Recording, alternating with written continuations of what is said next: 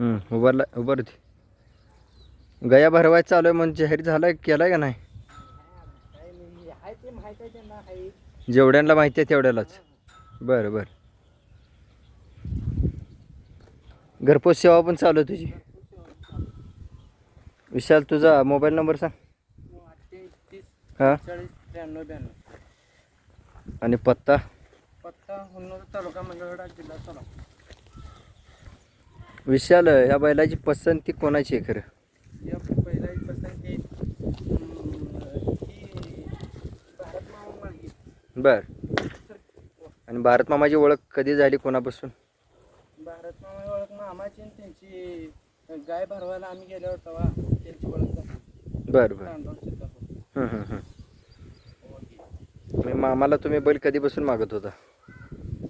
मामाला बैल आम्ही 2-3 महिने मागत होतो. बर. परत ना त्यांनी घेतला पुन्हा.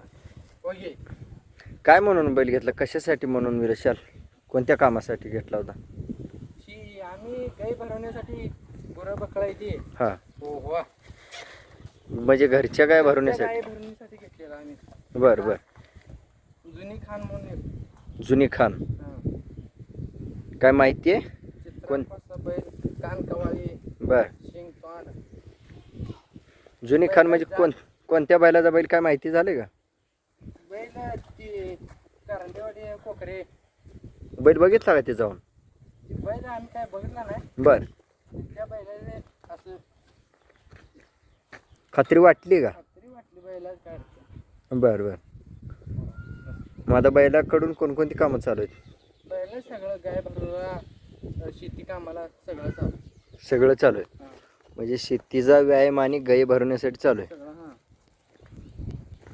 जे पहिलं वासरू झालं विशाल तुमच्या घरी गाईला, समाधान आहे का? समाधान आहे. म्हणजे ज्या रक्ताचं, ज्या काकाळपणाचं, ज्या चंचलतेचं वासरू पाहिजे तसं झालंय का?